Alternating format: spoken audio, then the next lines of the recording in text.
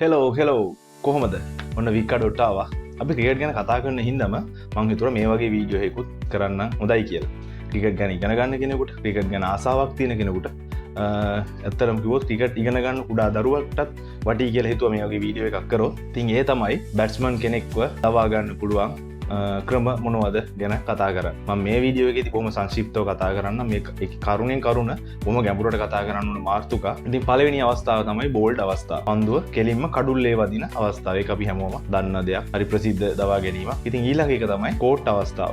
උඩ පන්දුවක් විදිහට පුළුවන් දවා ගත්තොත් පිටිකරුවෙක්ව අවුට් කරගන්න විදිහට තමයි තියෙන්නේ. ඊළඟ අවස්ථාව තමයි ලෙග් බිෆෝර් විකට් අවස්ථාව. අපි හැමෝම කියන LBW අවස්ථාව. ඉතින් මේ කට්ටිය ගැඹුරට කතා කරන්න පුළුවන් රූල් එකක්. මොකද කන්සිඩර් කරන්න ඕනේ කරුණු කීපයක් තියෙනවා. ඒ ගැන අපි ඉදිරි වීඩියෝකදී කතා කරමු. LBW කියන්නේ එක අවස්ථාව. ඊළඟ අවස්ථාව තමයි ස්ටම්පින් අවස්ථාව. පිටිකරු ඉස්සරහට පැනපු වෙලාවක අඩුල් රකින්නට පුළුවන් ස්ටම්ප් කරලා දබා ගන්න. ඉතින් මේකත් ගැඹුරට කතා කරමු අපි ඉදිරියේදී. ඊළඟ අවස්ථාව තමයි හිට් විකට් අවස්ථාව. බැට්ස්මන් පැලඳගෙන ඉන්න ඕනම උපාංගයක් මේකට අයිති. ඒ ඕනම එකක් බැට් එක විතරක් නෙමෙයි ඕනම උපාංගයක් මේ කඩුල්ලේ දැවටුනොත් හිට් විකට් රූල් එක යටතේ දෙවියන්න පුළුවන්. ඊළඟ කාරණාව තමයි ඔබ්ස්ට්‍රක්ට් ඉන් ද ෆීල්ඩ් අවස්ථාව. පන්දු රකින්නට බාධා වෙන විදිහට හැසිරුණොත් පුළුවන් ඕව දවා ගන්න මේ රූල් එක යටතේ. තාමතා මේ දේ කරන්න ඕනේ. තාමතාම බාධා කිරීමක් විදිහට කරන්න ඕනේ. ඒ රූල් එක යටතේ දවා ගන්න පුළුවන්. උදාහරණයක් බලන්න අර කිරන් පොලාඩ්ගේ ධනුෂ්ක ගුණතිලකගේ ටුවර් එකේදී ඒ වගේ සිද්ධියක් වුණා. හොඳට බලන්න. ඉතින් ඒක එක අවස්ථාවක්. ඊළඟ අවස්ථාව තමයි ටයිම් අවුට් අවස්ථාව. බැට්ස්මන් කෙනෙක් අවුට් වුණාට පස්සේ ඊළඟ බැට්ස්මන් මිනිත්තු 3ක් ඇතුළත ක්‍රීස් එකට ඇවිල්ලා තමන් සෙල්ලම් කරන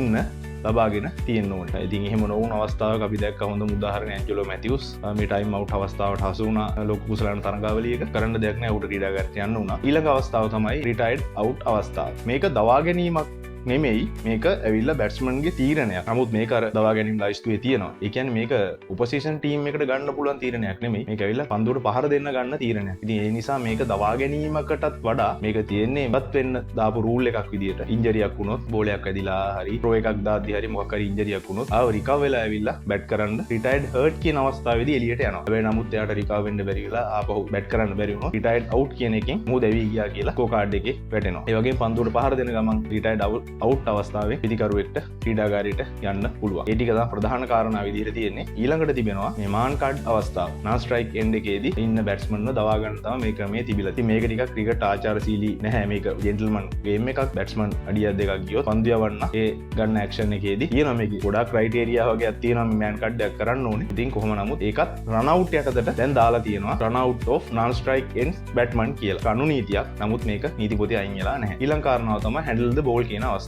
කලින් ප්‍රධාන නීතියක් විදිහට තිබුණා. නමුත් දැන් මේකත් ඔබ්ස්ට්‍රක්ට් ඉන් ද ෆීල්ඩ් යටතේ හැන්ඩල් ද බෝල් එකත් මේ පන්දු රකින්නට බාධා කිරීමක් යටතේ ගන්න පුළුවන් කියලා. ඊළඟ රූල් එක තමයි රන් අවුට් අවස්ථාව. දුවද්දී දෙවි යාමකට අසු කර ගැනීමේ අවස්ථාව. අඩුළු අතර ලකුණු සඳහා දුවද්දී අපිට පුළුවන් සීමා ඉර අතරතුර දුවද්දී දෙවි යාමකට අසු කර ගැනීම. ඊළඟ රූල් එක හැටියට තියෙන්නේ hit the ball twice කියන අවස්ථාව. ඒ කියන්නේ දෙවරක් පන්දුවට පහර දීමේ වරද. ඉතින් මේක රූල් එකක් විදිහට තිබුණාට ක්‍රිකට් වල බොහොම විරල සිදුවීමක්. කෙසේ නමුත් පිටිකරුවෙක් දවා ගැනීමේ ක්‍රමයක් විදිහට මේක සඳහන් වෙනවා. ඉතින් ওই විදිහට දවා ගැනීම කරුණු කාරණා ටික යෙදිලා තියෙනවා. මම මේ බොහොම සංක්ෂිප්තව තමයි මේ වීඩියෝ එක කරන්නේ. ඒවා එකින් එක අපි කතා කරමු. මොකද ඒවා වෙනස් වෙනවා. නිපන්දු අවස්ථාවක මේ දේවල් කොහොමද බලපාන්නේ? එතකොට අතිරේක ලකුණකදී කොහොමද බලපාන්නේ? ඔය වගේ දේවල් ගොඩක් දැන් අනික තාක්ෂණිකත් එක්ක DRS ක්‍රමත් එක්ක මේ දේවල් එකිනෙකට වෙනස් වෙනවා. ඉතින් අපි ඉස්සරහට කතා කරමු මේ ක්‍රිකට් විශාරදයෙක් එක්ක. ඒ ගැන කතා කරන්න බලාපොරොත්තුවක් තියෙනවා. ක්‍රිකට් ඉගෙන ගන්න දරුවන්ට වැදගත් වේවි. ඉතින් මේ වගේ වීඩියෝ අරගෙන මම ආපහු එන්න. එහෙනම් සුබ දවසක්.